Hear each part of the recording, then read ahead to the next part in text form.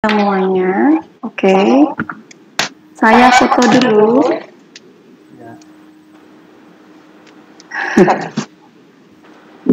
Oke ya, siap ya. Ya.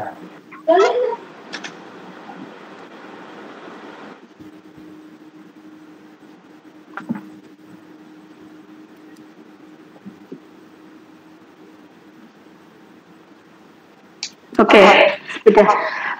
Iya, teman-teman semuanya, gimana kabarnya? Alhamdulillah baik, Bu. Alhamdulillah baik ya. Gimana soal ujian kemarin, UTS-nya? Lumayan. Lumayan. Susahnya gimana sih? Saya pengen tahu deh. Kemudian yang mengurangi dan menambah net income itu apa saja? Itu bagian-bagian terpenting dan nanti itu pasti akan berulang di prakem 2 ini. Gitu ya. Jadi itu harus fasih, harus di luar kepala. Jadi nanti kalau ada soal lagi terkait, karena endingnya nanti kan mesti teman-teman disuruh membuat laporan keuangannya gimana sih gitu kan. Iya ya, nanti minta tolong dipelajari kembali. AKM satunya dibuka kembali. Karena kan AKM 1 teman-teman dulu sama Pak Lutfi ya. Iya. Iya, Bu. AKM-nya? AKM-nya yang pegang siapa? Bu Zizin, Bu. AKM-nya Bu Zizin, Bu. Bu Zizin, Oh, Bu. Bu Sisi ya. Oh, Bu Sisi. Paham ya Kalau, tapi ya, Bu Sisi ya. Ya, kalau Pak Lutfi Paham, di Bu. AKM. Oh, PA, ya praktikumnya ya. Ya, Yang itu pun apa namanya dosen tembak itu. Oh, gitu. Sebelumnya dosennya siapa, Mas? Aslinya Pak Tobin Martanto, cuma Pak Tobin ada something wrong, akhirnya atas keputusan Pak Lutfi sendiri yang ngambil. Oh, gitu. Ya. Iya. Oke deh. Alhamdulillah ya ada Pak Lutfi yang mau handle teman-teman semua. Tapi masih ingat kok, beliau masih ingat. Oh, mengajar 425 masih ingat sampai sekarang. Bahkan ketika sekarang ada beberapa kasus, maksudnya terkait LJU kemarin, Pak Lutfi, beliau alhamdulillah baik ya, beliau mau bantu saya lah gitu. Oke. Langsung kita mulai saja kali ya. Nanti nanti untuk hasilnya LJU-nya insya Allah tuh mau saya kerjakan nanti malam sama besok malam. Nanti saya share ke teman-teman semuanya hasil coret-coretan itu.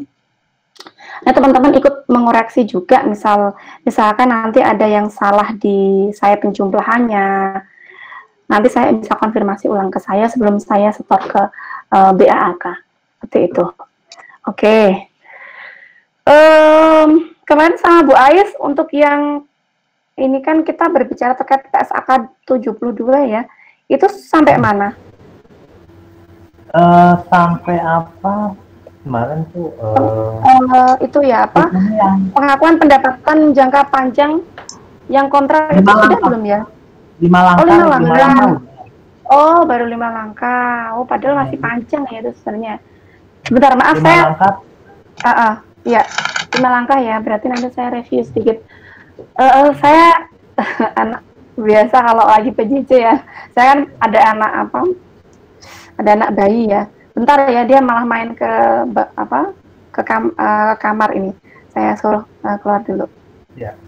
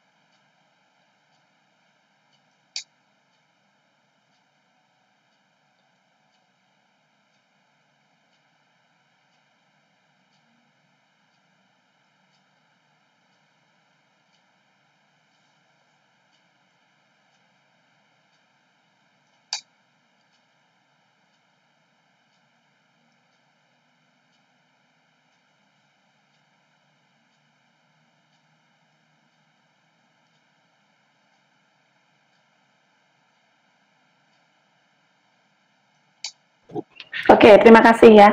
Oke, berarti sampai 5 langkah, 5 step itu ya. Oke, untuk metodenya pengajaran saya UAS ini, karena saya sempat mereview sedikit ya, ternyata kemarin dari hasil metode yang saya ajarkan, kemarin kan saya lihat, kalau teman-teman sepertinya teori udah oke, saya tes di bukunya Pak Lutfi juga udah oke, ternyata pengerjaannya mungkin harus kurang latihan ya, karena butuh cepet kan, kalau di PJJ ini butuh cepet. Maka sekarang saya pengen teman-teman nanti di PJJ PAKM ini nanti akan ada banyak pertanyaan, kemudian akan saya kasih waktu 20-25 menit untuk mengerjakan, ditutup dulu Google Meet-nya, kemudian saya akan membahas soalnya, karena biar teman-teman tahu, oh jadi cara pengerjaannya seperti ini ya Bu. Oh jadi kalau misal yang ada di bukunya Pak Lutfi, karena itu kan yang mudah ya, kemarin kan saya mikirnya kalau teman-teman sudah paham teorinya, teman-teman sudah ngerti sederhananya, logikanya sudah tahu, maka soal-soal yang susah itu akan bakalan terasa gampang juga. Ternyata salah prediksi saya. Maka dari itu sekarang saya akan lebih fokus ke teman-teman mengerjakan soal yang combine dari bermacam-macam yang dipunya Pak Lutfi, di combine itu saya kasih ke teman-teman semuanya. Nanti kemudian nanti ada satu yang presentasi nanti ya, share itu ya, share screen dari teman-teman, nanti share screen-nya dalam bentuk Excel, dan akan yang presentasi pasti akan mendapat poin plus dari aktivitas. Nanti akan saya tambahkan, tembokkan di mana, entah di nilai yang kemarin, nilai yang teman-teman sudah nilai di Google Classroom itu, atau menjadi nilai aktivitas sendiri. Oke, sudah siap ya semuanya? Boleh ditutup videonya. Saya mulai.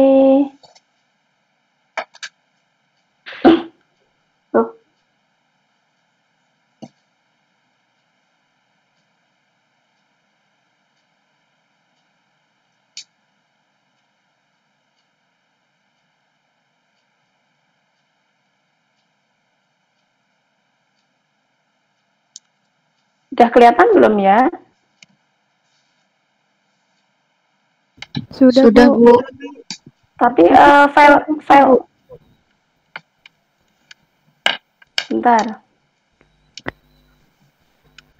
Udah kelihatan belum? Belum Bu.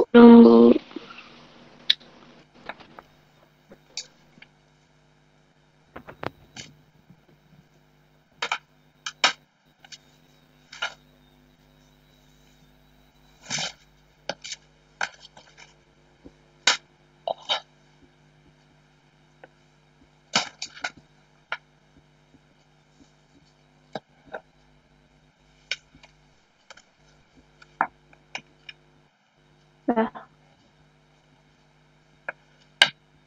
Ini yang kelihatan apa di sini? Pertemuan 9 ya?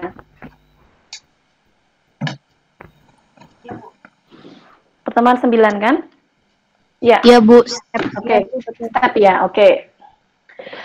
Oke, saya mau mereview sedikit ya. Ini terkait dengan 5 model yang sudah teman-teman dapatkan di AKM. Bahwa sebenarnya ini kan bab 18 dari KISO maupun buku praktiknya Pak Lutfi itu adalah tentang PSAK 72. Jadi PSAK 72 itu PSAK yang baru, di mana dia mengadopsi dari IFRS 15, di mana ini baru diterapkan di 1 Januari 2020. Kemudian PSAK 72 ini adalah merangkum, atau dulunya itu ada untuk masing-masing industri itu ada misalnya taruhlah industri telekomunikasi, industri mass product, itu masing-masing dia memiliki PSAK sendiri untuk mengaturnya, untuk mengatur perlakuan akuntansinya. Namun PSAK 72 ini menyederhanakan dengan semua industri, semua jenis industri ini diatur di PSAK 72. Nah, dalam PSAK 72 ini ada 5 step yang sudah kalian dapatkan di AKM. Yang pertama adalah identify the contract with the customer. Ini kalau teman-teman lihat di sini bahwa isi dari step pertama, tahap pertama dalam PSAK ini adalah pendapatan diakui jika ada kontrak. Harus ada kontraknya dulu, identify the contract with a customer. Jadi nanti ada transaksi, kemudian dalam transaksi itu ada kontrak, dipelajari kontraknya, kemudian di kontraknya itu sendiri juga nanti tertera di sana ada hak dan kewajiban kepada konsumen. Kemudian implikasi dari adanya kontrak itu apa? Di sini disebutkan bahwa hak akan menjadi aset, kemudian kewajiban akan menjadi hutang. Nah, kemudian step yang kedua itu sebenarnya berisi apa sih gitu kan? Berisi janji perusahaan yang dimana dia akan mengalihkan barang atau jasa apa gitu ya. Misal telekomunikasi nanti bisa pakai LAN, kemudian kalau jasa properti atau real estate nanti harus mengalihkan apa kepada siapa? Kepada konsumennya di dalam kontraknya tersebut. Kemudian yang kedua, kewajiban apa saja sih yang harus dipenuhi oleh perusahaan ketika ada kontrak-kontrak tersebut gitu. Kemudian yang ketiga itu determine the transaction price. Isinya itu adalah identifikasi. Ada jika harga transaksi sudah diidentifikasi, maka perusahaan itu harus mempertimbangkan imbalan variabel, kemudian ada nanti teman-teman belajar time value of money, kemudian non-cash consideration, dan lain-lain. Masuk ke step keempat, ini teman-teman akan belajar bahwa gimana kalau misal dalam kontraknya tersebut ada lebih dari satu kewajiban pelaksanaan. Gimana harga transaksinya, alokasinya seperti apa, gitu kan. Maka di sini disebutkan atau diatur bahwa harga transaksi di step ketiga harus dialokasikan masing-masing barang atau jasa tadi jika dijual terpisah. Jika tidak ada harga jual terpisah, maka menggunakan metode estimasi yang ada dalam standar atau dalam PSAK. Kemudian yang kelima itu isinya adalah pengakuan pendapatan yang selanjutnya akan saya bahas sedikit nanti di bawah.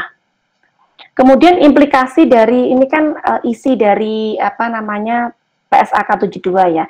Implikasi sederhananya atau praktik sederhananya dalam perusahaan itu contohnya seperti ini. Teman-teman kan bisa lihat nih ya di sini ada transaksi pada tanggal 2 Juli bla bla bla bla bla bla PTX, atau ini saya ambil di industri telekomunikasi gitu ya, menandatangani kontrak dengan pelanggan A untuk penyediaan jasa LAN selama 48 bulan dengan nilai kontrak sekian-sekian. Kemudian di tanggal yang sama, sehari setelahnya 3 Juli 2018, perusahaan telekomunikasi ini kembali menandatangani kontrak dengan pelanggan yang sama untuk penyediaan layanan Virtual Private Network (VPN) selama sekian-sekian dengan harga sekian-sekian. Nah, ini kalau di atas transaksi ini kalau diimplikasikan atau diaplikasikan ke dalam step-step ini, contohnya seperti ini. Yang pertama berarti nanti harus ada penandatanganan kontrak. Kemudian yang kedua, step kedua adalah masing-masing kontrak dicatat masing-masing dan merupakan dua kontrak yang terpisah, karena tadi kan ada dua ya. Yang pertama LAN dan yang kedua adalah VPN, dan di tanggal yang sama. Kontrak pertama dicatat sebagai jasa LAN dengan harga transaksinya tadi 3 juta per bulan. Kemudian kontrak kedua dicatat sebagai VPN dengan harga 2 juta per bulan. Setelah itu apa? Setelah itu, karena sudah dapat ya, ini step 3 dan 4 dijadiin satu. Kemudian yang terakhir adalah pendapatan diakui sebesar 5 juta per bulan. Karena apa? Karena ini hasilnya 3 juta dan 2 juta. Itu kalau kita main di perusahaan telekomunikasi. Nah, bagaimana jika di industri yang rumit seperti real estate atau properti? Nah, ini saya mau nanya ke teman-teman. Kira-kira gimana kalau PSAK 72 diaplikasikan ke dalam perusahaan properti atau real estate? Ayo, siapa yang mau nyoba? Halo? Dengar suara saya?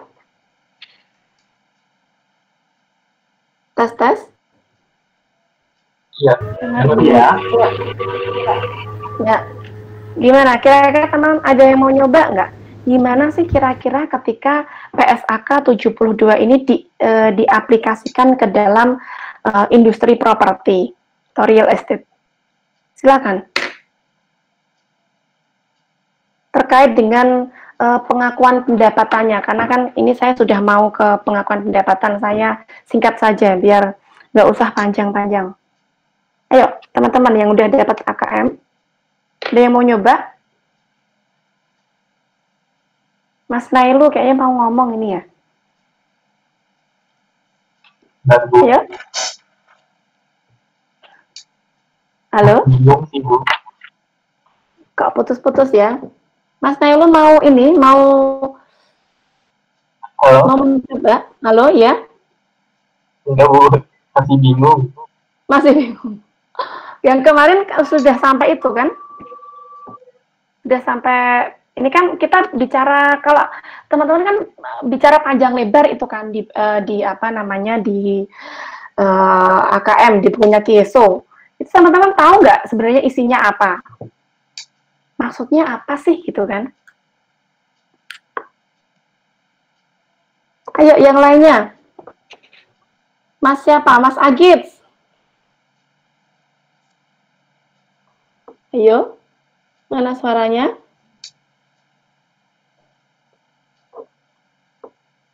Atau siapa ya?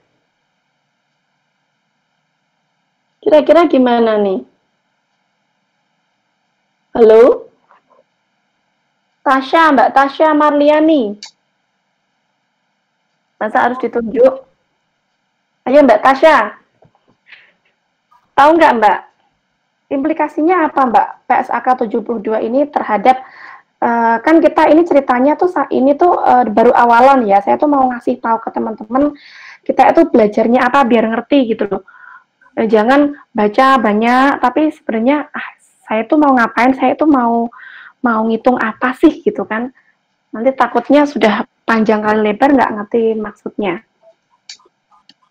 Gimana Mbak Tasya? Kemarin belajar apa saja Mbak Tasya? Kemarin belajar 5 step dalam pengakuan pendapatan. Nah, 5 step itu sebenarnya buat apa? Untuk menentukan sebenarnya berapa sih pendapatan yang kita dapat gitu, ketika kita melakukan satu transaksi. Pendapatan yang akan didapat? Yang bisa kita akui dalam satu transaksi jual beli misalnya. Iya, iya. Oke. Kalau PSAK 72 saya masih soalnya belum terlalu saya dengar. Ya, ini yang sebenarnya yang kita bahas ini, yang dibahas AKM kemarin itu sebenarnya kita berbicara terkait dengan PSAK 72, Mbak. Saya mau ngasih ininya loh. Mau ngasih bahwa ini kita sedang belajar PSAK 72. Kalau kemarin kita belajar PSAK 71, sekarang kita belajar PSAK 72 yang isinya ada 5 tahap, ada nanti pengakuannya gimana, itu kita pondasinya dari sana. Nah, barangkali ada yang mau nyoba lainnya, siapa tahu. Mas Bagus Permono. Halo Mas Bagus. Iya, Bu. Mas Bagus, dihidupin videonya Mas Bagus.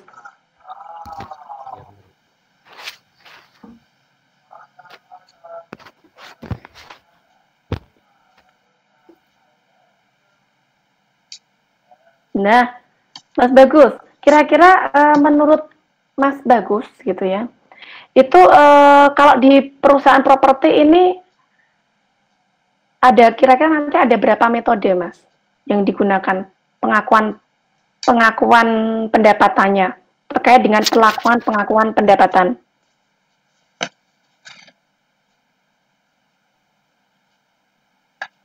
sama atau enggak di seperti industri yang lain apa enggak kira-kira? Beda kalau di properti. Beda. Bedanya apa, Mas? Kalau di perusahaan properti itu berarti nggak bisa mengakui pendapatan sebelum adanya serah terima di ASP. Adanya serah terima. Serah terima. Nah, itu kan yang menjadi masalah sebenarnya. Padahal kalau di PSAK 72 yang sedang kita bahas sekarang dan kemarin itu tertera kalau misal hanya diakui setelah penyerahan, coba Mas Bagus dipikirin. Kalau misal nih ya, baru boleh diakui setelah adanya penyerahan apa? Setelah jadi barangnya gitu ya. Itu kira-kira kalau perusahaan konstruksi bangun jalan tol berapa lama, Mas? Perlu diakui, Mas? Berarti kalau pembangunan yang lama itu berarti harus bertahap. Jadi pakai persentase. Nah, pakai persentase itu ya. Harus pakai persentase ya, gampangnya gitu aja. Nah, maka dari itu di PSAK 72 itu di situ ada dua metode. Yang pertama metodenya adalah zero profit method, ya kan? Kedengeran nggak suara saya? Halo? Putus saya. Dengar, Bu. Dengar ya? Oke, maka dari itu Mas Mario ini ya apa? Nggak ada ya live ya. Maka dari itu saya kembali ke sini. Maka dari itu kenapa di PSA apa namanya di sini ada yang namanya dua metode. Yang pertama adalah zero profit method dan yang kedua adalah metode presentasi penyelesaian gitu. Kemudian di PSAK 72 ini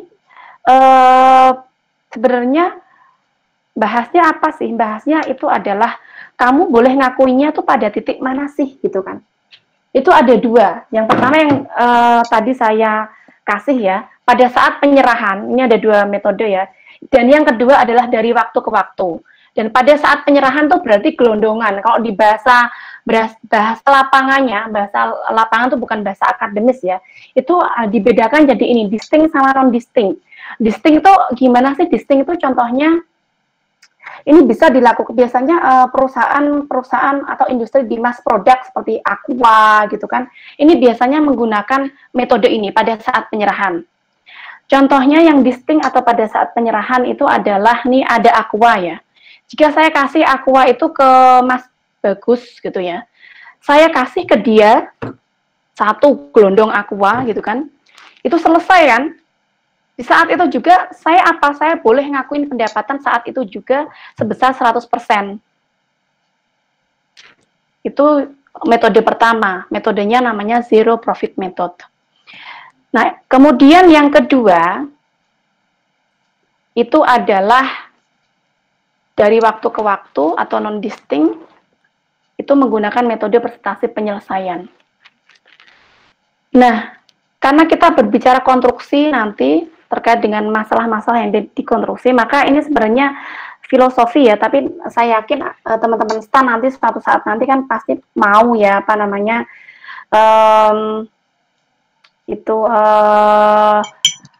habis D3, lanjut S1, kemudian S2, nanti harus tahu filosofi ini sedikit-sedikit. Jadi yang susah adalah di perusahaan real estate. Karena apa? Dia harus serah terima seluruhnya baru diakuin kalau dia harus pakai metode pertama. Oleh karena itu, dia menggunakan metode yang kedua. Oke. Sampai sini ada yang mau ditanyakan? Ini saya review materinya sedikit ya. Ada yang mau ditanyakan? Nggak ada ya. Kalau nggak ada, kita langsung ke yang saya tadi bilang. Kita akan main quiz. Nah, kita akan main quiz. Di sini teman-teman bisa lihat nggak? Nih. Bisa ya? Bu. Nah, ini ada 1, 2, 3, 4, 5, dan nanti ada 6. Berarti di sini nanti ada 6 soal. Dan salah satu soalnya ini soal bonus. Di mana di main game ini saya tidak menunjuk. Untuk pokoknya habis UAS saya tidak mau nunjuk mahasiswa. Biarkan dia yang misal pengen dapat nilai bagus ya sudah. Aktif-aktiflah kalian. Tapi kalau misal nggak pengen ya sudah gitu kan. Iya, Saya. Nah, ini ada 6 pertanyaan, tapi kita mulai dulu yang kelima ini ya, kira-kira siapa yang mau? Ini kan kalau yang pertama nanti enak ya, bisa langsung milih ya. Silakan. Satunya tuh soal bonus ini, gampang banget. Maksud itu tidak terkait dengan akuntansi ya, nggak terkait dengan PAKM. Ayo silakan. Siapa yang mau nyoba? Halo, 425. Soalnya bentuknya gimana, Bu? Hah? Soalnya bentuknya gimana? Soalnya ya ada hitung-hitungan, ada yang hitung-hitungan, tergantung beruntung-beruntungannya teman-teman semuanya. Itu kan ada yang hitung-hitungan, ada yang cuma teori, ada yang nggak terkait dengan akuntansi juga ada, gitu kan. Ayo silahkan, siapa yang mau nyoba? Saya mau nyoba, Bu. Boleh? Ya, boleh, Mas Farhan. Saya catat dulu, Mas Farhan. Absen 22 ya? Oke, Mas Farhan. Mau yang mana? Question berapa? Oh, ini milih. Ya, milih. Bentar, Bu. Yang paling pendek, Bu. Ini kayak question 9 nih, Bu. Padahal diajar yang paling pendek, yang paling susah ya. Oh, enggak ya. Tengah-tengah. Oke ya. Yang biru deh, Bu. Yang 7. Question 7 ya? Oke. Silahkan dibaca. Sebut dan jelaskan 2 metode dalam pengakuan pendapatan kontrak jangka panjang. Gampang ini. Apa tadi, Yang ayo? Ya, Jadi apa? itu, Coba. pengakuan pendapatan kontrak dalam jangka panjang itu ada 2. Jadi saat diterima, langsung diterima yang tadi yang zero profit method itu ya. Terus yang kedua itu saat persentase complete atau percentage of completion method. Itu aja sih, Bu. Oke. Mau jelasin lagi nggak? Nggak, udah. Ya. Untuk pengakuan yang percentage of complete method itu diakui kalau di AKM tuh ada namanya over the time, Bu. Jadi gimana ya? Over the time gitu. Apa itu over the time? Secara berkelanjutan gitu jadi secara persentase kelarnya berapa itu baru diakui kayak gitu, Bu. Tapi kalau yang satunya lagi yang tadi yang zero profit method itu diakui saat point of titik. Jadi di satu titik kayak tadi, Bu, kayak jual aqua itu kan itu udah diakui 100% berarti udah kelar. Ya berarti kayak gitu. Berarti hak dan kewajibannya udah pindah ya dari penjual ke ke konsumen. Kalau yang metode kedua berarti dia karena persentase penyelesaian, misal taruh dia 3 tahun di tahun 2020 sampai 2023, misal 2020 dia 20% ya, yang diakui hanya 20% itu saja gitu ya. Baru diakui 100% ketika kontrak sudah selesai, taruhlah tahun 2023. Oke, terima kasih Mas Farhan. Oke, siap. Ya, yang lainnya? Saya mau nyoba. Saya mau coba, Bu. Ya, siapa? Saya tengok dulu nih. Siapa ini yang ngomong ya? Tasya ya? Oke, Mbak Tasya absen 37. Oke, Mbak. Yang mana, Mbak? Quest 87 coba. Berapa? 87? Oke. Oh, yang warna pink ya? Suka warna pink ya, Mbak? Oke. Kelihatan nggak? Nih, saya gedein. Ya, Bu, kelihatan.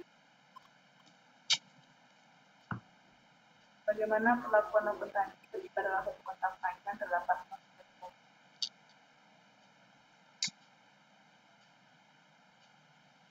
gimana, Mbak? kontrak panjang. Halo? Pertanyaan buat saya, Bu. Hah? Gimana, Mbak?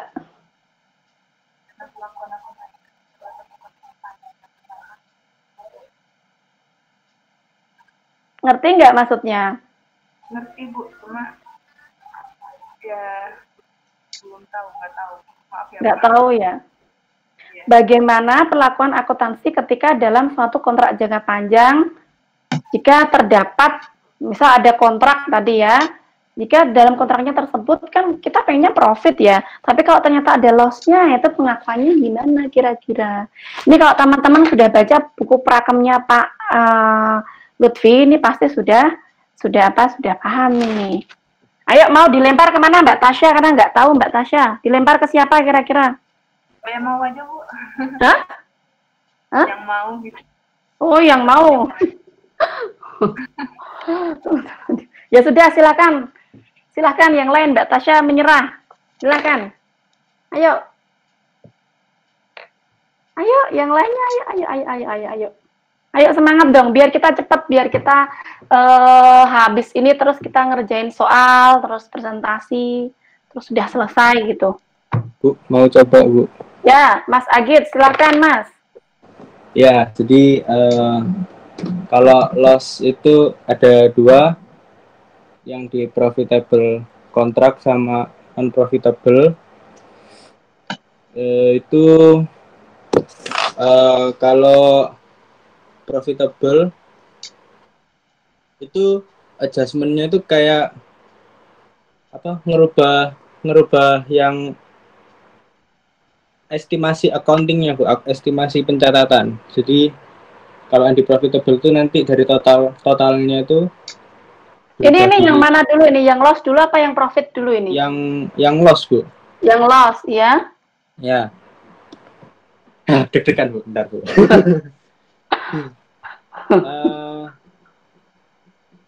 Kalau profitable contract itu nanti dia merubah di estimasi biayanya yang berjalan Bu, di masa berjalan, di pencatatan periode berjalan. Terus kalau yang unprofitable itu overtime. Jadi setiap lintas periodenya nanti berubah, yang awalnya profit nanti di tahun berikutnya dibalik jadi loss-nya gitu Bu. Menurut catatan saya gitu sih Bu kemarin Bu. Gitu ya. Kalau profit gimana? Kalau profit gimana ya Bu? Nggak enak kalau yang profitnya Bu. Catatannya gimana itu? Profit. Untuk yang profit ini kan, saya kok nggak paham ya, maksudnya profitable sama non profitable itu gimana maksudnya Mas? Non profitable berarti loss. Iya, jadi memang kayaknya ya Bu, mungkin memang bukan ditujukan untuk mencari profit gitu Bu. Kontraknya. Masa? Jadi ada ya kontrak industri tidak? Kemarin saya ada sih Bu, kalau waktu nyatet saya nggak tahu. Iya ya. Contohnya apa itu yang non profitable? Kayak yayasan itu. Yayasan bisa ini kontrak nggak? Kalau yayasan kan emang ke konsumen Mas. Nah itu Bu. Oke, yang lainnya, ayo. Ini apa kok? Ini sesuai dengan akuntansi aja. Tapi nggak apa-apa, tetap saya catat Mas Agit. Sudah berani untuk mencoba. Ya, makasih Bu. Mau bantu Agit Bu? Ya, silahkan Mbak Salsabila. Kalau yang saya catat kemarin itu Bu, kalau misalnya dia tuh ada profit itu diakui kalau misalnya biaya konstruksinya itu udah tertutup semua Bu sama pendapatannya. Nah, sisanya dari pendapatan yang udah tertutup sama biaya konstruksi itu baru bisa diakui jadi gross profit gitu Bu. Ya, terus? Lalu kalau misalnya rugi itu nanti kalau yang di bukunya Pak Lutfi itu saya bacanya tuh dibagi jadi dua Bu. Ada yang pas rugi keseluruhan sama yang nggak keseluruhan. Terus dia nanti diakui di tahun berjalan sebagai membebani biaya atau penyesuaian di revenue-nya gitu Bu. Sepaham saya gitu. Ya. Ya, jadi intinya ini memenuhi prinsip akuntansi di mana ketika nanti ada loss, nanti teman-teman akan lihat perbedaannya bagaimana perlakuan loss dan profit ini ketika sudah mengerjakan soal dan nanti kita membahasnya. Ketika ada loss, maka itu akan langsung diakui di tahun kapan? Di tahun itu, misal loss 2020 akan langsung diakui ke sana. Ketika nanti ada, karena ini kan kita berbicara kontrak jangka panjang ya, berarti itu kan kita nggak 1 tahun, kita pikirannya nggak 1 tahun, kita pikirannya lebih dari 1 tahun, entah 2 tahun, 3 tahun, 20 tahun gitu kan. Kalau profit caranya gimana? Kalau profit caranya adalah, misal tahun ini dia ada profit 50, tapi dihitung dulu itu nanti, kira-kira di tahun pertama profitnya 50, profitnya 100. Di tahun pertama ada profit 100, kemudian di tahun pertama itu persentase penyelesaiannya berapa persen? Kalau misal dia 50%, berarti yang diakui berapa? Ada profit 100, tapi persentasinya adalah 50%. Hah? 50%, Bu. Profit kok pakai persen. Berarti sisanya. Berarti profitnya adalah 50 gitu kan? Iya. Iya. 50% kalikan 100, tambah 100 rupiah, berarti profitnya berapa? Ada 50 rupiah. 50 rupiah. Ya, paham ya? Iya, Bu. Ya. Ya, Bu. Makasih, Bu. Ya. Oke, selanjutnya ini tadi saya sorry Mbak Salsabila absen berapa saya ini? 33 ya? 33, Bu. Iya. Oke, yang lainnya. Yang lainnya yuk. Tinggal 3 question aja, cepet. Nanti kita sampai sore. Kemarin saya sampai isak loh. Ayo. Masa? Ayo, 425 biasanya nih berani kok. Tunjukkan nyali Anda.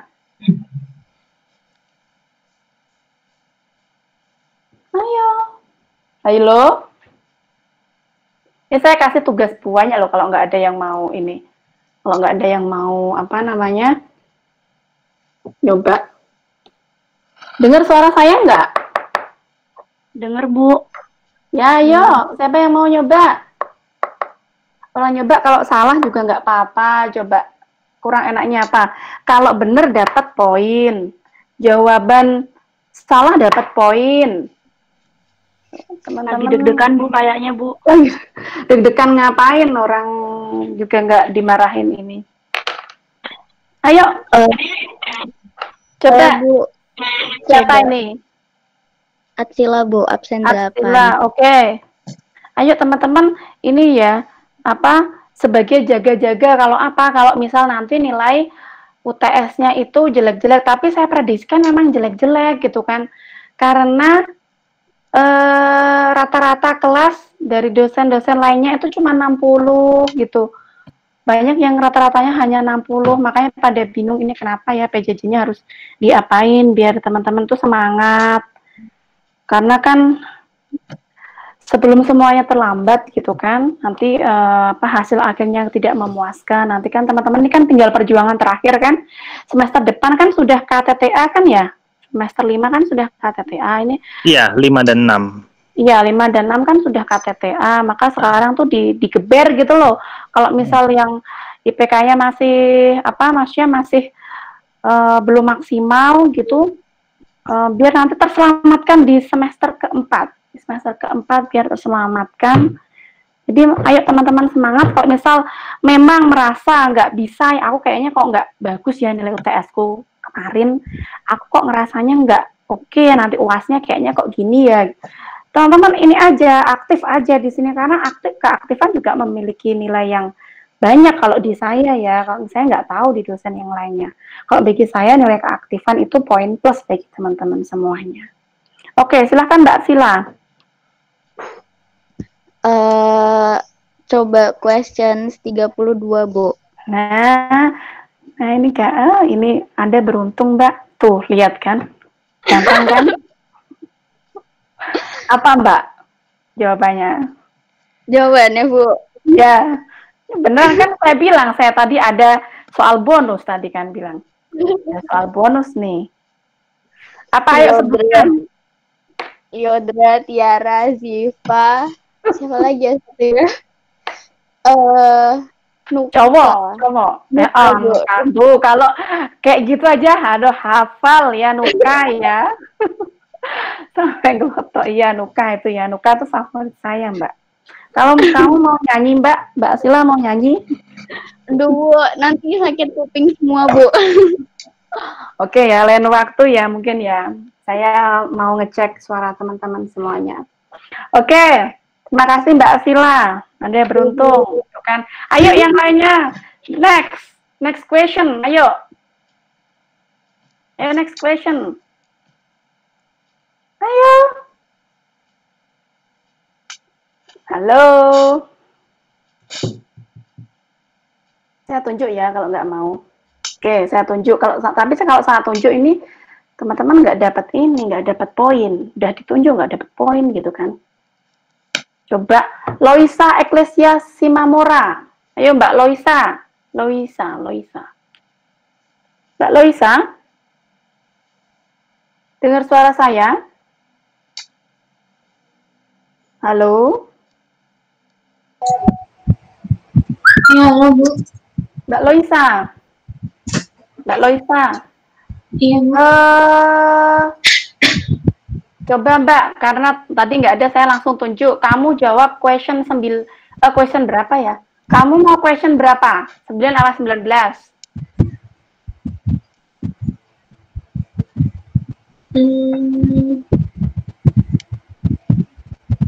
19, Bu. 19. Luar biasa ini Mbak. Wah, nah soalnya gimana Mbak? Sanggup? Gimana Mbak? Ini terkait dengan apa namanya retur.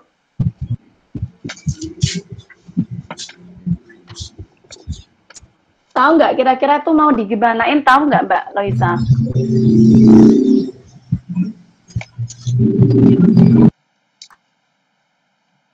Halo, Mbak Loisa? Iya, halo Bu. Ya, kira-kira bisa ini nggak? Bisa ngerjain nggak? Kalau misal susah satu jurnal aja gimana?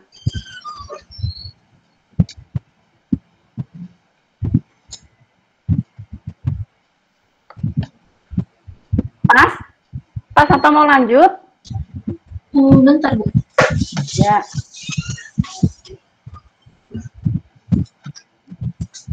Pada tanggal 1 Januari, Syahrini tuh jual tas 200, masing-masing tas harganya 250.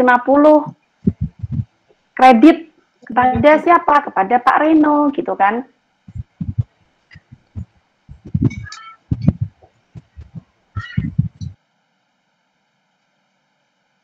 Ayo, gimana Mbak?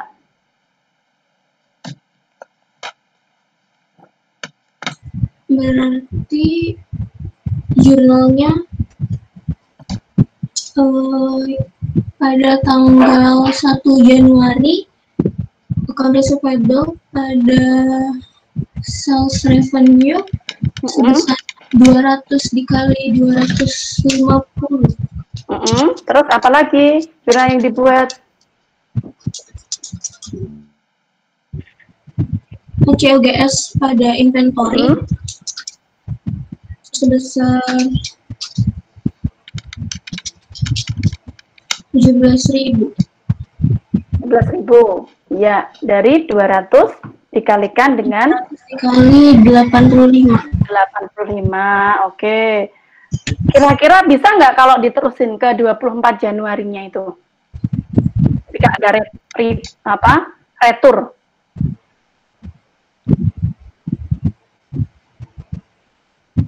Kayaknya bisa, Bu. Bisa. Ayo langsung aja. Biar cepat. Mengembalikan 5 tas berarti sales return and allowance pada account receivable sebesar 5 dikali 250.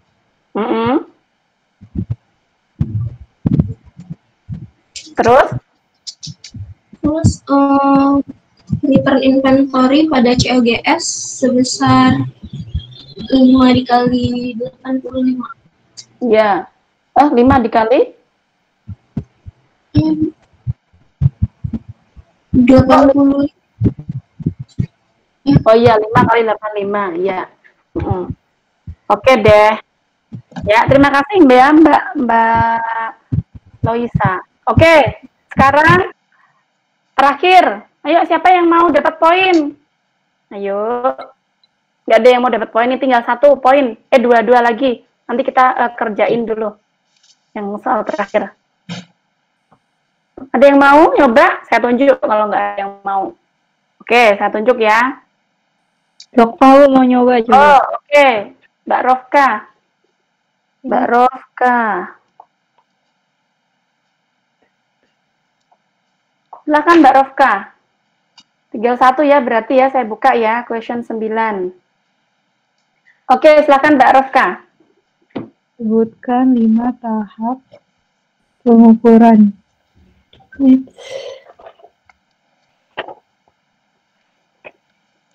tahap. 5 tahap tadi loh yang barusan saya ini. Tapi kamu terangkan dengan bahasamu sendiri. Tahap pertama apa, 2, 3, 4, 5 gitu. Yang pertama, identifikasi kontrak dengan pelanggan itu.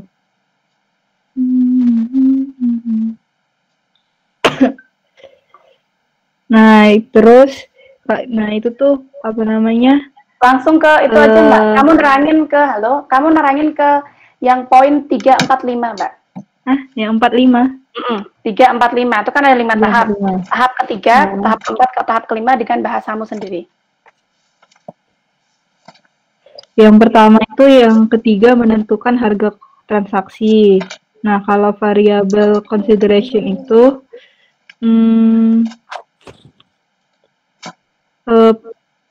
kita tuh dapat apa sih? Bentar.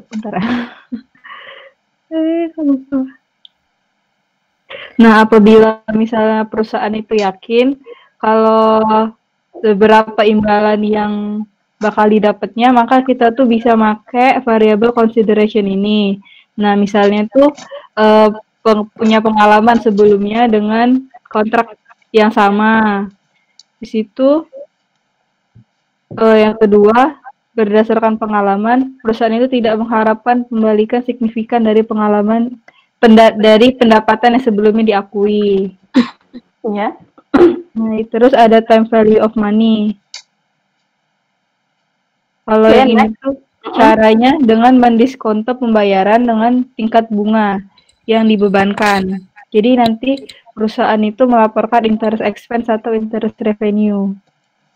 Terus ada yang non-cash consideration. Kalau yang ini tuh kan pakai bukan berupa uang tunai. Jadi nanti perusahaan mengakuinya dengan fair value barang atau jasa yang diterima.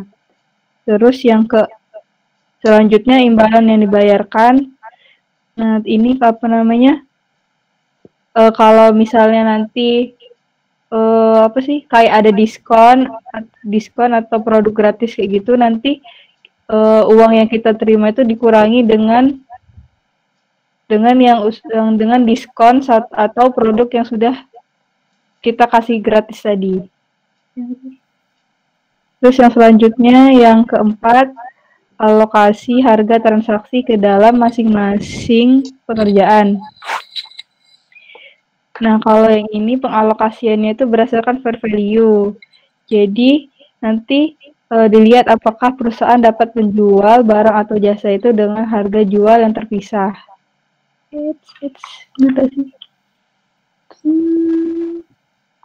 Nah, misalnya nggak ada informasi mengenai harga pasar barang atau jasa, maka bisa menggunakan pendekatan adjusted market assessment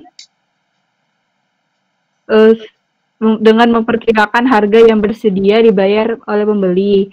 Itu ada expected cost plus margin, yang mana prediksi biaya yang diharapkan dan ditambah margin yang diharapkan atas penjualan. Dan yang ketiga ada residual, yang itu jika harga jualnya tidak menentu, maka perusahaan mengacu pada total harga transaksi yang dikurangi harga jual barang tersebut. Oke, terima kasih Mbak Rofka. Itu saya anggap teman-teman semua materinya sudah oke. Secara perlakuan akuntansinya sudah oke. Sekarang kita masuk ke yang namanya soal. Ini kita poinnya di sini ya. Poin besar dari pertemuan kita kali ini adalah teman-teman bisa mengerjakan soal ini. Nah, ini tuh sebenarnya ada kalau di bukunya Pak Lutfi kan semua yang sederhananya ya. Sederhananya ada di sana. Kemudian ini soal dari yang sederhana tadi dikombin jadilah soal PT Duta Karya. Teman-teman lihat? Sudah lihat semuanya? Sudah. Oke, sudah lihat. Sudah, Bu. Kalau sudah lihat silahkan difoto masing-masing. Difoto atau di screenshot gitu ya. Di capture. Oke, sudah? Sudah ya? Halo? Sudah, Halo. Bu? Sudah, Ya. Bu. Sudah? Sudah. Sudah. Jika sudah, nah, aturan permainannya adalah ini saya kasih teman-teman kira-kira mau berapa menit? 20 apa 25 menit? Apa 10 menit? Wah, cukup nih, kayaknya gampang nih. 10 menit sudah cukup nih. Kira-kira mau berapa menit untuk mengerjakan soal ini? Maaf Bu, kemarin kalau AKM itu yang kontrak jangka panjang itu belum dijelasin Bu. Ya ini kan di bukunya kan kita Perakem, Mbak. Bukunya kita di Perakem. Teman-teman udah baca bukunya Pak Lutfi belum? Sudah Bu. Sudah kan? Sedang. Kan ada sedang baca ya. Nggak apa-apa, itu saya tuh harus gitu loh, harus harus memaksa teman-teman semuanya untuk apa?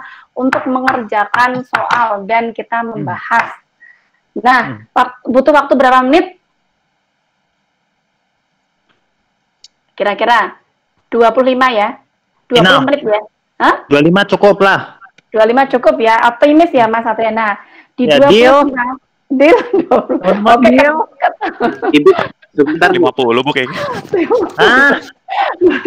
Ini tidak dikumpulkan. Ini tidak dikumpulkan. Tenang. Ini tidak dikumpulkan ya. Ini nanti ya kita saya close Google Meet-nya. Nah, setelah 25 menit kita ketemu lagi di Google Meet. Oh iya. Nah, kita ketemu lagi di Google Meet. Nanti teman-teman gantian yang sharing ke saya dan teman-teman semuanya. Ada satu orang yang presentasi, misal ini hasil saya segini. Nah, kan hasilnya udah ketemu segini, pakai Excel saja. Nanti teman-teman nerangin yang dan saya janji yang presentasi terkait dengan soal ini pasti akan dapat poin-poinnya, di mana poinnya akan saya tambahkan bukan ke nilai aktivitas yang ini yang nanya jawab ya, tapi saya tambahkan ke poin nilai yang kemarin yang di Google Classroom itu. Entah berapa poin nanti saya tambahkan ke sana langsung. Yang kemarin teman-teman ngerjain itu loh. Nah, gimana? Paham? Nah, nanti setelah setelah teman-teman yang mencoba mempresentasikan, nanti saya akan bedah soal itu, saya akan bahas di sana. Logikanya seperti apa, jurnalnya seperti apa, kenapa kok jurnalnya seperti ini, terus kira-kira ini kok di tahun segini tuh jurnalnya kok beda ya sama tahun selanjutnya, tahun di akhir masa kontrak itu kira-kira kenapa. Syukur-syukur kalau 425 ada yang sudah paham semuanya, jadi saya enak tinggal dengerin ya. Gimana? Sudah siap? Saya close dari sekarang ya, nanti kita ketemu di 25 berarti ya nanti jam 3 kurang ya, jam 3 ini. Ya, 14.50. Ya, 14.50 saya ketemu teman-teman semuanya lagi, oke? Oke. Ya, silahkan mengerjakan semuanya. Ya, live dulu.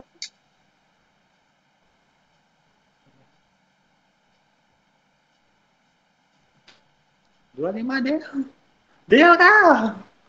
Jangan saya. Ada yang mau mencoba? Mas Jose Mario biasanya atau Mas siapa? Masih belum selesai Bu, masih di jurnalnya. nggak apa-apa. Kan saya tidak menuntut untuk selesai. Yang penting dikerjakan gitu kan. Saya tidak menuntut untuk selesai, tapi dikerjakan, dicoba.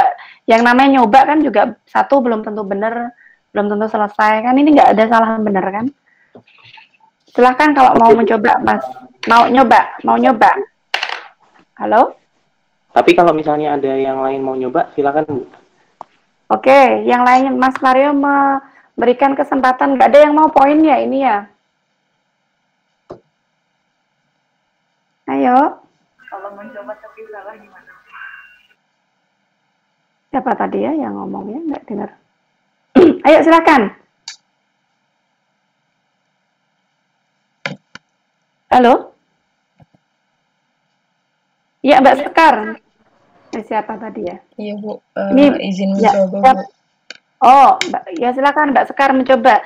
Di ini ya, apa? Share screen-nya Mbak Sekar ya. Tapi saya nggak pakai itu, Bu. Nggak ngerjain pakai Excel.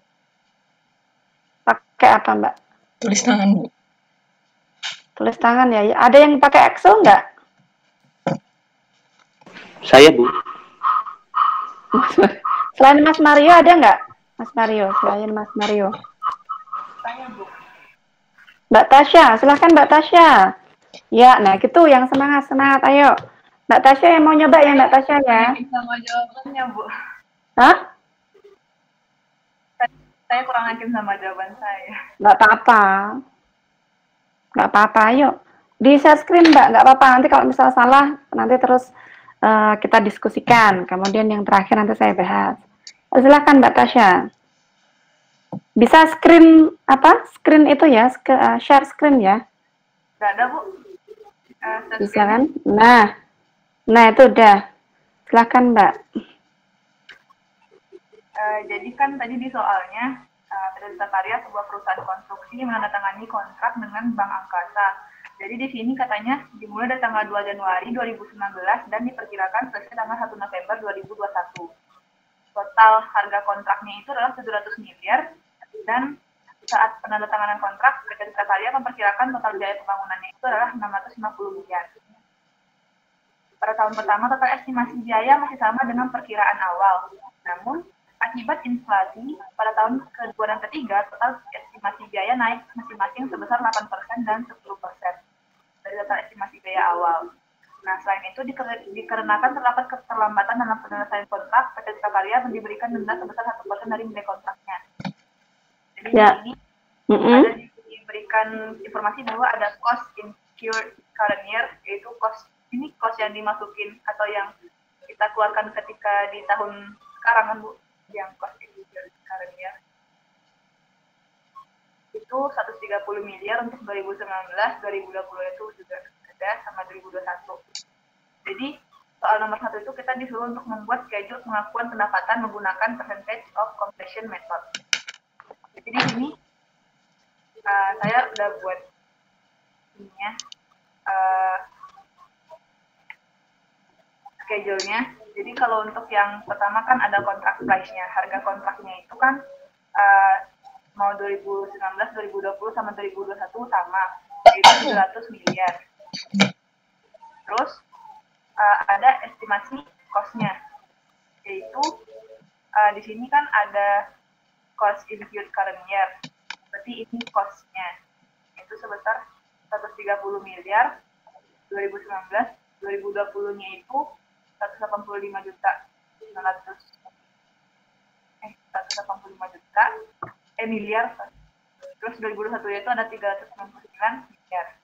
Jadi kan nanti kan estimasi total cost-nya itu jadinya 130 miliar, 185 miliar sama 399. Jadi kan dari sini kita bisa mengetahui bahwa estimasi total gross profit-nya itu kan adalah kontrak price dikurang dengan total cost-nya, yaitu sebesar kalau 2019 itu 570 juta, 2020 514 juta, sama 2021 300 juta. Jadi kalau karena di sini nggak ada estimasi cost to complete, maksudnya itu kayak cost yang kita keluarkan untuk menyelesaikan gedungnya kan di soalnya nggak ada. Jadi kita langsung aja untuk berarti persentase komplitnya itu 100% yang saya pelajari dari buku Pak Lutfi. Oke, terima kasih Mbak Tasya. Jadi ya, makasih Mbak Tasya. Tapi nggak apa-apa, kurang bener. Tapi nggak apa-apa, nanti kita belajar lagi Mbak Tasya. Terima kasih Mbak Tasya sudah mau aktif, dan nanti nilainya akan saya tambahkan, dapat 3 poin langsung akan saya tambahkan ke Google Classroom yang apa itu? Yang kedua ya. Kan ada 2 nilai ya kemarin ya. Nanti saya ingetin ya Mbak Tasya, kalau misal nilainya belum nambah, nanti saya nambah di sana ya, Google Classroom. Oke, silakan ditutup Mbak Tasya. Silakan satu orang lagi yang mau menambah nilai poinnya. Silakan. Tadi kurang benar ya, yang punyanya Mbak Tasya kebetulan kurang tepat gitu. Ada yang mau nyoba lagi? Mungkin jawabannya beda. Oh, saya nggak seperti itu tuh Bu. Presentasinya saya nggak ketemu segitu tuh Bu, gitu. Ayo. Ada yang mau? Hah? Pakai Excel. Saya sesuai dengan instruksinya menggunakan Excel. Teman-teman dibiasakan sesuai dengan instruksi. Ayo yang lainnya yang menggunakan Excel. Biar teman-teman terlatih. Nanti kan teman-teman kalau kerja kan pakai Excel. Yuk. Ayo. Nggak ada yang mau nyoba ini. Halo? Ayo. Teman-teman semuanya. Oh, Mas Jose. Udah masuk dulu. Iya. Oh, Mas Jose mau nyoba. Oh ya, silakan Mas Jose. Oke. Ini ada yang di sini. Oh ya, udah. Ya. Nah, bentar ya. Nah, jadi di sini tuh pertama kan kita identifikasi soalnya dulu. Dia bilang kalau harga kontraknya 700M, terus estimasi biaya awal itu adalah 650M yang di sini. PT Karya memperkirakan total biaya pembangunan gedung adalah sebesar 650M. Terus dia bilang juga ada kenaikan biaya di tahun berikutnya, yaitu 8% dari estimasi biaya awal dan 10% dari estimasi biaya awal di tahun ketiga. Terus ada keterangan lagi denda 1% kalau misalnya terlambat. Nah, terus di sini saya coba membuat schedule pendapatannya. Jadi komposisi pertama adalah harga kontrak itu 700 sama di setiap tahun. Nah, terus di sini dikurangi estimasi biaya penyelesaian. Ada 2 komponen di sini, ada yang terjadi pada tahun ini dan estimasi biaya penyelesaian atau sisanya. Nah, di tahun pertama kan dia bilang estimasi biaya awalnya 650M. Terus kita udah kerjain 130. Berarti estimasi biaya penyelesaian lainnya adalah 520. Nah, dapatnya 520 ini dari 650M dikurangin dengan 520. Nah, maka estimasi gross profit-nya adalah 700 dikurangin dengan 130, terus dikurangin dengan 520 atau K17 kurangi K19 kurangi K20. Dapatlah estimasi gross profit-nya adalah 50.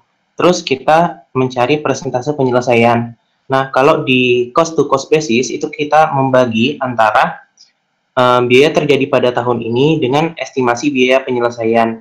Nah, dapatlah 130 kalau kita bagikan dengan estimasi biaya penyelesaian yang awal 650M, dapatnya 20%. Oke. Lanjut, Bu. Mas Jose, sepertinya Ya, ada yang teman-teman ini ya, perlu memasukkan itu kan harus teliti, soalnya itu kan ada kata-kata PT Duta Karya diberikan denda sebesar 1% dari nilai kontrak, ya kan? Pada tanggal berapa itu? Oke, ditutup dulu Mas. Terima kasih Mas Jose sudah mau mencoba soalnya. Nggak apa-apa. Saya dapat 3 poin nanti Mas di Google Class. Dokumen saya itu kan kita tahunya terlambat atau enggak setelah tahun 2021, Bu. Jadi di 2019 sama 2020 belum terpengaruh. Belum terpengaruh ya.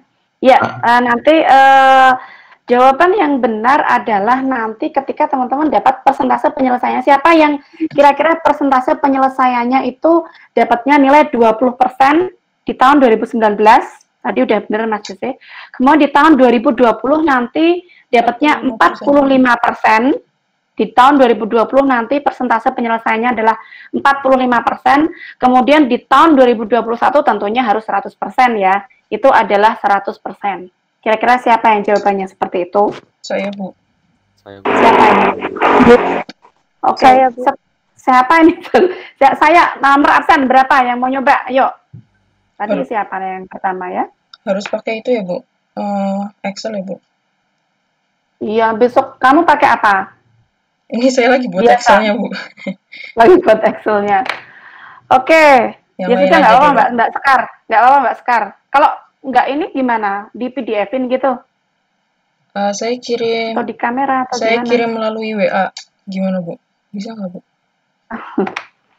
Agak ini ya. Yang lainnya Yang yang lain dulu, jawabannya, yang lain dulu kali ya. Besok lagi pakai Excel saja Mbak, biar kita gampang kayak di kelas, tapi ini beda aja gitu. Kita jarak jauh. Ada yang jawabannya seperti itu? 20%, 45%, dan Rania, Mbak Rania. Silahkan Mbak Iya, Bu. Rania. Bentar, saya coba share screen-nya dulu ya, Bu. Ya, silahkan Mbak Rania.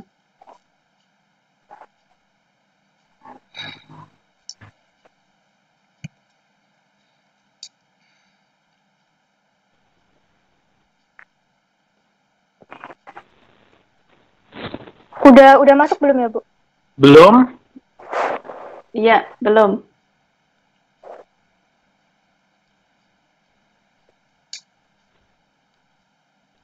Kalau sekarang, Bu? Belum juga. Nggak apa-apa, ditunggu. Tunggu sama Mas Satria.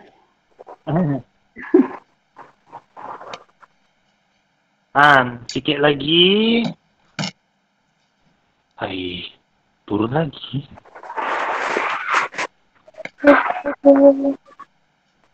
Ya. Bisa nggak Mbak siapa ini ya namanya? Mbak Rania. Nggak bisa? Iya, Bu, nggak bisa, Bu. Nggak bisa ya. Nggak ada tombol di pojokan itu loh, yang present now itu loh. Iya, tapi bentar. Kamu pakai apa? Pakai Google Chrome? Iya. Pakai yang present now, terus kemudian dia a window.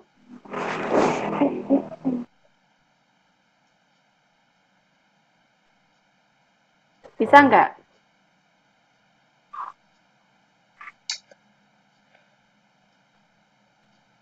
Nggak bisa? Oke, kalau nggak bisa... Sebentar, Bu, bisa. Oke, Ini sudah, Bu. Oke. Ya, belum. Masih belum, Bu. Oh ya, ini udah. Udah.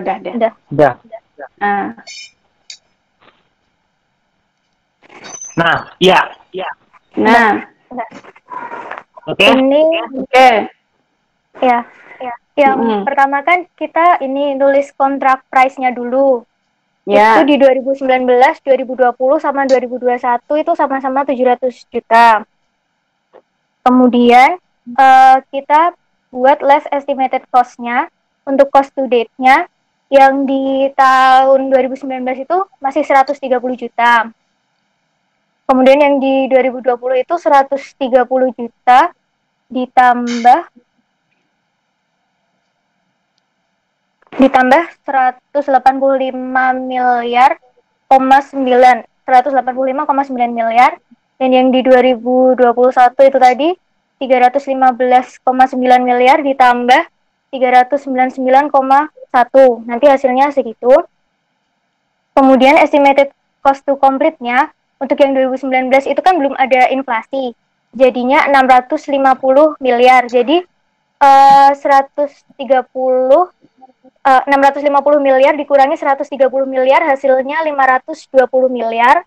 Kemudian kalau yang 2020 itu karena udah ada inflasi 8%, jadi cost awalnya 650 miliar dikalikan 108%, jadinya 702 miliar. Itu nanti berarti biaya barunya 702 miliar itu dikurangi cost to date-nya sebesar 315.900.000, hasilnya 386.100.000. Nah, nanti yang di tahun 2021 itu ada inflasi 10%, Berarti dari kos awalnya 650 miliar dikalikan 110% sama dengan 705 miliar. Karena cost to date-nya 705 miliar, berarti estimated total cost itu sama dengan estimated cost to complete-nya 0. Kemudian dari cost to date ditambah estimated cost to complete itu nanti jadi estimated total cost. Kemudian untuk cari estimated total gross misalnya mau cari persen complete-nya itu dari cost to date dibagi estimated total cost, berarti dari 130 miliar dibagi 650 miliar hasilnya 20%, kemudian 315,9 miliar dibagi 702 miliar sama dengan 45% sama 715 miliar dibagi 715 miliar sama dengan 100%. Itu Bu kalau saya. Oke, Mbak, terima kasih ya. Ini harusnya ini udah bener nih perhitungan 2020 hanya 2021. Ya udah, makasih Mbak Rania. Nanti saya diingatkan untuk menambahkan poin di Google Classroom nanti. Oke, terima kasih. Bisa ditutup screen-nya. Saya coba menerangkan ke teman-teman semuanya.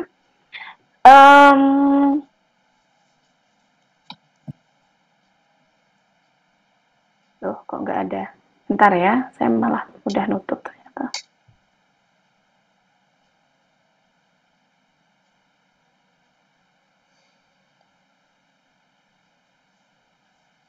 Oke, kok ketutup ya pertemuan 9 saya ya?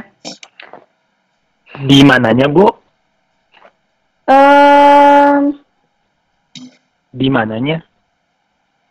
Bentar, Mas. Ini sepertinya saya share screen tapi kok tidak berhasil ya? Oh. Sekarang gantian saya ya yang tidak berhasil. Tadi teman-teman, saya tutup dulu pertemuan 9-nya.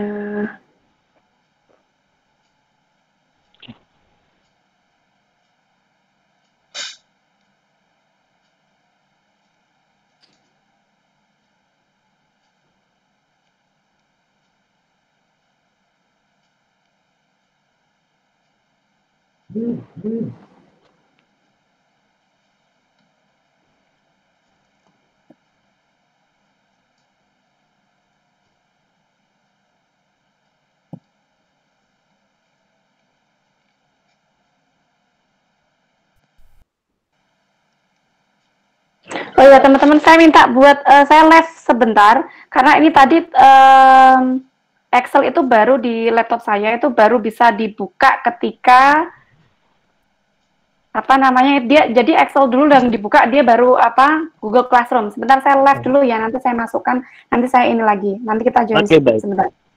Baik Bu. Ya. Sudah semuanya ini. Yuk. Yuk, nah pas, oke. Semuanya sudah bergabung. Saya langsung saja biar nggak kesorean. Nah, ini di sini saya tuliskan dulu. Jadi ini ada kontraknya apa? Ini diisi di surat surat perjanjian apa namanya tadi, surat kontraknya ya.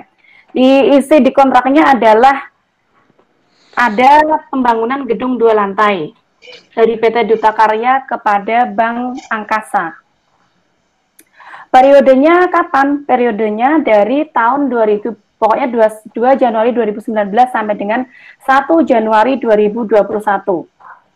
Harga kontraknya berapa? Harga kontraknya adalah 700 miliar. Kemudian estimasi biaya pengembangannya, estimasinya adalah 650 juta. Kemudian di sini ada berbagai masalah. Di tahun 2019 aman, tidak ada apa-apa. Namun di tahun 2020 ternyata ada inflasi, kenaikan inflasi sebesar berapa tadi? Sebesar 8%.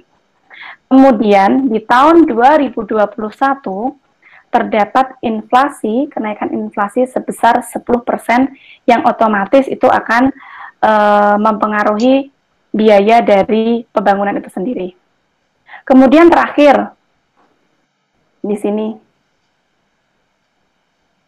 ada keterlambatan dalam penyelesaian kontrak. Kira-kira kalau terlambat penyelesaian itu diketahuinya di tahun awal, pertengahan, atau tahun terakhir 2021?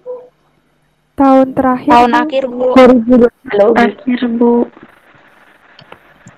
Halo. Teman-teman dengar saya? 2021, Bu. Dengar, Bu. Dengar, Bu. Dengar, Bu. Halo. Halo. Halo. Ya, oke. Halo, Bu. Ya. Ya. Ya. Semuanya bersemangat menjawab tadi. Oh iya ya, Mas. Saya nggak tahu nih ya. Saya juga lagi nge-hang ini. Ini kira-kira kalau ada denda keterlambatan itu di tahun awal, tengah, atau terakhir? Terakhir, Bu. Terakhir, Bu. 2021, Bu. Terakhir di tahun 2021. Di sini ada dituliskan denda sebesar 1%. Nah, sudah komplit ya ininya ya. Keterangan sudah komplit. Kemudian setelah itu kita akan melihat ini, oh ternyata di sini ada data apa? Cost incurred current year, billing, cash receive gitu kan, dari customer di masing-masing tahun. Nah, data-data dari data-data ini akan diolah untuk selanjutnya kita akan mengerjakan. Nah, ini saya memiliki atau membuat dua cara. Cara yang pertama adalah cara di bukunya Pak Lutfi. Nah, ini sudah saya kasih ini ya. Kemudian cara yang kedua ini adalah ya cara saya sendiri gitu ya. Di mana ini sudah saya kasih komen masing-masing. Saya akan kasih cara saya sendiri dulu ya. Kalau cara Pak Lutfi nanti teman-teman saya kasih filenya gitu ya. Nanti selanjutnya di apa? Karena ini sama. Pelakuannya sama. Cuman ini lebih kalau saya menggunakan seperti ini lebih simple, bukan lebih simpel, lebih penulisannya nggak banyak gitu. Apalagi nanti kalau teman-teman UAS. Nah, soal-soal di UAS itu nanti bentuknya akan ya seperti ini gitu ya, combine dari berbagai macam yang susah dan mudah, kemudian ada berbagai kondisi, nanti soalnya kurang lebih akan seperti ini, akan mengikuti seperti ini. Nah, ini data penyelesaian saya ambil dari mana? Dari sini ya. Ini di sini bisa dilihat bahwa ini ada di tahun cost incurred during the year itu apa? Sini sudah saya kasih komen, yaitu cost atau biaya ya, biaya aktual yang sudah dikeluarkan. Berarti biaya aktual yang sudah terjadi yang dikeluarkan di tahun 2019 itu sebesar 130. Kemudian di tahun 2020 itu sebesar berapa? Sebesar 185,9 dari mana? Dari cost to date dikurangi dengan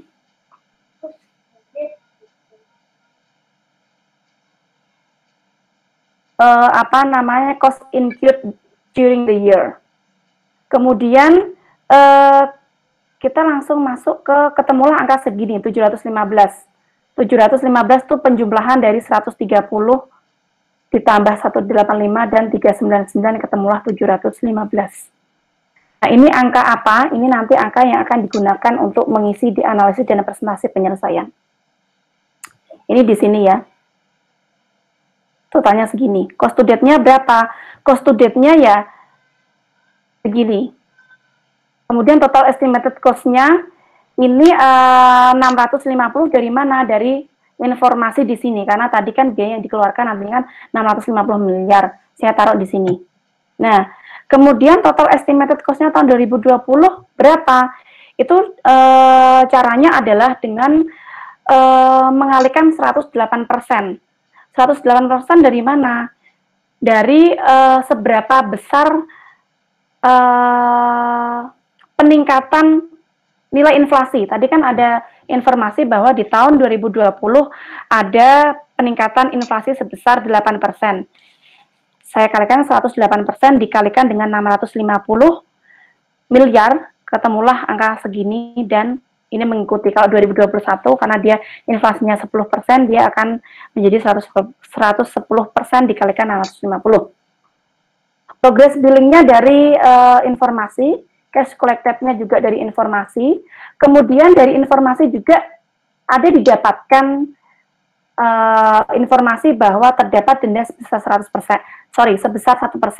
Maka progress billingnya ini akan menjadi 693. Dari mana? 693 itu dari 99% dikalikan dengan 700 juta, ketemulah angka 693 miliar.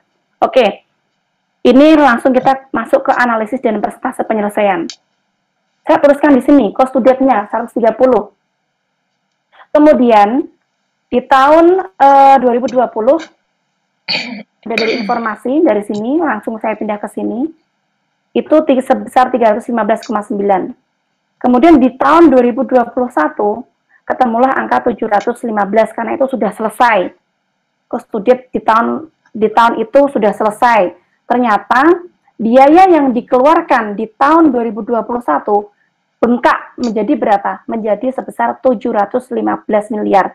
Kenapa bengkak? Tadi teman-teman sudah ingat bahwa ada inflasi di 2 tahun itu. Kemudian apalagi? Terjadi denda, makanya biayanya menjadi bengkak sebesar 715 di tahun 2021. Nah, total cost-nya 2019, total cost-nya 650, 2020 ini sama ya, ini saya pindahkan ke sini. Kemudian total revenue. Nah, total revenue 700 juta diambil dari mana? 700 juta diambil dari, tadi estimasi harga kontraknya tadi kan 700 juta.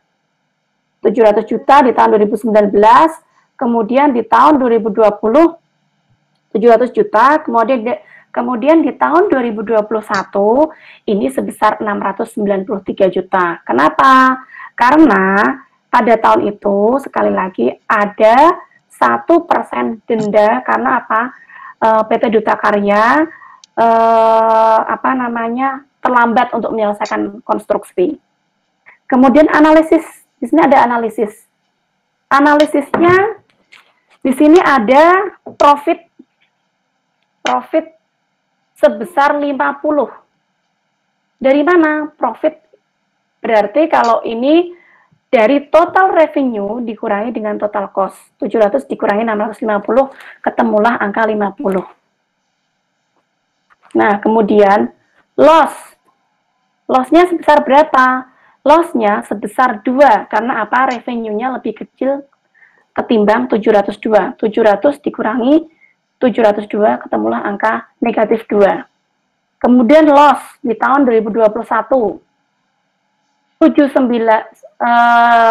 revenue sebesar 693 dikurangi dengan total cost. Ada loss sebesar 22 miliar. Nah, kemudian sesuai yang sudah saya terangkan sedikit tadi ya, jika profit, maka akan apa? Maka akan langsung ditaruh di sini, profit. Ini gross profit atau gross loss. Nih, ini 10 dari mana? Dari 50 profit yang tadi, dikalikan dengan 20%, dari persentase penyelesaian. Teman-teman diingat, kalau ada profit, berapapun profitnya, misal sini 100, maka ini 100 dikalikan dengan 20%. Jadi seberapa besar profit dikalikan dengan seberapa besar presentasi penyelesaian di tahun tersebut. Ketemulah angka 10. Di sini saya tengok, di sini ada prior. Prior itu apa? Berarti tahun sebelumnya. Kenapa ini 0? Karena tahun sebelumnya belum terjadi kontrak tersebut, karena ini tahun awal, ini kan tahun 2019 ya. Nih, 2019. Nilainya menjadi 0, 0, dan 0. Nah, ini sudah saya kasih komen, karena tahun pertama tidak ada yang harus diakui dari tahun sebelumnya. Kemudian karnya ini dari periode sebelum-sebelumnya, 140, ini jadi 140, hanya seperti itu ya. Nanti mengikuti. Sampai sini ada yang belum paham? Halo? Maaf Bu, saya masih nggak paham yang 2021 yang 693 Bu. Nggak pahamnya di mana? Itu saya tahu kan 7 miliar itu dari 1% dikalikan 700 miliar ya Bu, total kontraknya. Iya. Nah itu berarti total revenue-nya itu kalau di tahun terakhir itu sudah pasti langsung seandainya tidak ada denda itu tertulisnya 700 miliar gitu Bu. Iya, 700 miliar. Jika tidak ada denda itu 700 miliar. Total revenue kan, ya. Kalau ada denda langsung dikurangi aja. Lalu Bu, yang di tabel atasnya lagi. Yang mana Mbak? Di tabel atasnya ini loh Bu, yang ada 393. 393. Nah, ya ini Bu. Kan Mana itu Mbak? ada Sorry, saya kok nggak dapat 393. Berapa 2021 di 2021 ini? yang Injeh, tapi saya mau tanyanya yang ini Bu, 693 itu dapatnya itu dari 373.200 ditambah 120 atau 693 itu karena kita sudah tahu di tahun terakhir bakal dapat 700 miliar tapi ada denda 1%, jadi secara nggak langsung tertulis 693 gitu Bu. Saya masih nggak paham. Benar. Jadi ini 700 juta. Ini kan kita ceritanya kan ini kasusnya sudah selesai gitu kan Mbak. Maksudnya kalau misal kamu berandai-andai kamu jadi Chief Financial Officer, CFO-nya dari perusahaan Duta Karya. Ini kamu mau nyalur laporan keuangan. Sementara ini sudah terjadi, semuanya sudah terjadi nih taruhlah ini tahun 2021 ya. Berarti kan sudah kelihatan Mbak. Berarti di tahun 2021 itu kalau ada kasus seperti ini saya nyatetnya akan menjadi seperti apa gitu kan. Berarti ini ada karena dia ada 700, harusnya tadi kan total kontraknya tadi kan 700 miliar. Ketika dia ada denda, otomatis dia akan mengurangi dari nilai kontrak atau total revenue yang akan kita dapatkan. Seperti itu, langsung dikurangi saja Mbak. Ya, baik Bu. Ya. Berarti satu lagi Bu, untuk persentase penyelesaian itu pasti di tahun terakhir itu selalu 100% gitu. Iya dong. Iya. Selalu 100%. Ya. Baik Bu, terima kasih Bu. Ibu izin bertanya Bu. Siapa ini ya? Bu izin bertanya. Acil aja Ibu dulu. Siapa ini yang mau nanya? Retno Bu. Mbak Retno. Oke. Gimana Mbak Retno? Itu Bu yang di tabel pengakuan pendapatan. Yang di tahun 2020. Itu bukannya seharusnya gross 2020. Iya, yang di gross loss. Ini kan belum saya terangin Mbak. Ini kan tadi saya sampai ini dulu gitu maksudnya. Kalau ini maaf. Iya, langsung aja ya berarti ya kita langsung ke revenue recognition. Maksudnya saya ini dulu, nanti ada yang mau ditanyakan, kalau enggak langsung. Oke, kita langsung ke revenue recognition tahun 2020. Oke, di sini tertulis bahwa ini ada 315. 315 dari mana? Teman-teman diingat-ingat, kalau ada kayak gini, ini di cara apapun ya, cara saya, caranya Pak Lutfi, nanti sama. Ini kan sama, teman bisa lihat, ini cara yang di bukunya Pak Lutfi. Ini untuk tabel pengakuan pendapatan sama. Ini kan revenue 2020, revenue ini nanti saya kasih dua cara. Nah ini, di restock ini caranya seperti apa? Yaitu seberapa persentase penyelesaian dikalikan dengan ini, total revenue-nya. Kalau ini berarti total revenue-nya adalah E71, berarti dari persentase penyelesaian tahun 2020 sebesar 45% dikalikan dengan 700 juta, ya total revenue 700 juta, ketemulah angka 315. Kemudian ini prior dari mana? Dari sini. Nah, dari tahun sebelumnya 140. Nanti kalau ada soal kayak gini tinggal ini aja, tinggal ngeplokin sini aja 140 ke sini ya. Karena dari mana? Karena itu adalah refkok pengakuan pendapatan tahun ini. Ini sudah saya kasih komen, yaitu to date gitu ya. Dikurangi dengan refkok tahun sebelumnya, jadi 315 dikurangi dengan 140 ketemulah angka 175. Oke, sekarang kita ke sheet berikutnya di cost to date. Cost to date itu adalah 317. Dari mana 317? Dari B79 dari refkok ini. Ini nanti dulu ya. Refkok ini dari cost menyesuaikan karena jika rugi akan langsung diakui di tahun tersebut. Ini kita pikirnya nanti. Karena ini rugi kita langsung ke gross profit atau gross loss. Ini loss-nya dari tahun 2020 tadi kan yang sudah saya terangkan, di sini terdapat loss sebesar berapa? Sebesar 2. Seperti yang saya ajarkan tadi bahwa ketika ada loss, maka loss itu tidak usah dikali-kalikan dengan persentase, nggak usah. Loss itu langsung ditaruh ke sini, jret. Karena apa? Untuk memenuhi prinsip akuntansi konservatif. Kehati-hatian, maka apa jika ada loss langsung diakui ke tahun itu juga. Ini langsung dimasukin ke sini, jret gitu ya, 2. Nah, cost to date-nya gimana? Tinggal menyesuaikan aja. Cost menyesuaikan, karena jika rugi akan langsung diakui di tahun tersebut. Bener nggak? Dari sini paham nggak? Ada yang kurang paham di sini? Paham, Bu. Paham? Paham, Bu. Ya, oke. Izin bertanya, Bu. Ya, siapa ini? Adinda, Bu. Ya, gimana Mbak Adinda? Itu berarti kita nggak bisa cari penjelasan cost to date 317 dari mana aja gitu ya, Bu? Atau gimana? Ini dari ini aja, 300 dikurangi 2. 315. Gimana caranya biar ini, kalau ini saya B79 dikurangi dengan B81. Karena kan loss-nya kan langsung dimasukin ke sini Mbak Adinda. Ya enggak? Iya. Berarti cost to date-nya berapa? Cost to date-nya gimana, Cak? Itu berarti kan kalau cost to date itu tadi kan menyesuaikan seberapa besar sih kerugian di tahun tersebut. Jadi langsung aja ditambahkan sini 317. Jadi ya 317. Oke, seperti itu ya. Ya. Nah, ini sama ya. Kalau karunnya tadi sudah saya terangkan tadi ya, dari ini dikurang ini. Nah, kemudian reskok dari tahun 2021 sama. Ini loss dari sini langsung dimasukin ke sini, jebret gitu kan. Cost to date-nya gimana? Menyesuaikan saja. 715. Tahun-tahun setelahnya sama seperti tahun reskok 2020 dan 2019. Capek juga ya. Nah, sekarang kita ke ayat jurnal. Nah, ayat jurnal ini saya mau nanya nih ke teman-teman. Ini udah baca belum? Dibaca dulu coba. Tahun 2019, 2020, dan 2021. Dan terangkan kepada saya,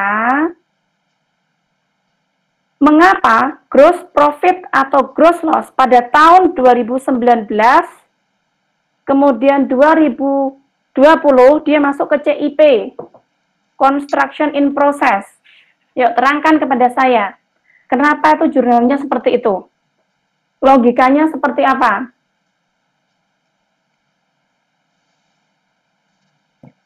Yuk, ada yang mau jawab? Nyoba jawab? Nggak ada? Mbak Dinda?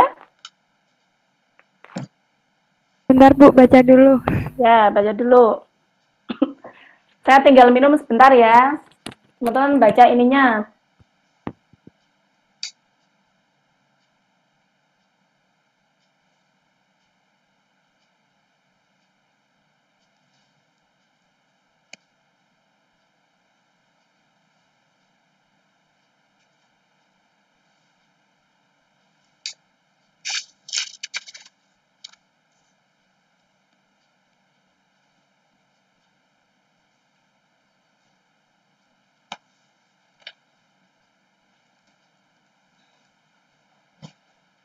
Oke, ada yang mau nyoba?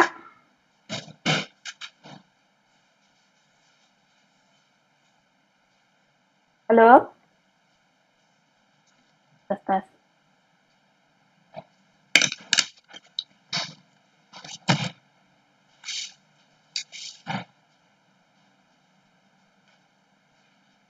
Karena dianggap bagian dari konstruksi, Bu. Dianggap apa? Sorry, ini saya tuh malah belum ngisi portal ya. Ya, gimana? Siapa ini? Mbak Salsabila? Mungkin karena kalau pakai percentage of completion method itu kan diakui pendapatannya kan sepanjang periode pekerjaan ya, Bu. Mungkin karena ada loss itu, dia menambah biaya pekerjaan kita, makanya dimasukin ke construction in process. Oke, terima kasih Mbak Salsabila sudah mencoba untuk menjawab. Nah, makasih Bu. Ini kok ya. Bentar ya, saya tuh harus ngisi portalnya ketutup. Nanti teman-teman nggak bisa masuk lagi ininya. Iya Bu, diisi dulu aja Bu. Ya, kalau ada masalah tinggal bilang aja Bu, nanti saya terusin ke akademik. Iya ya Mas ya, ini kok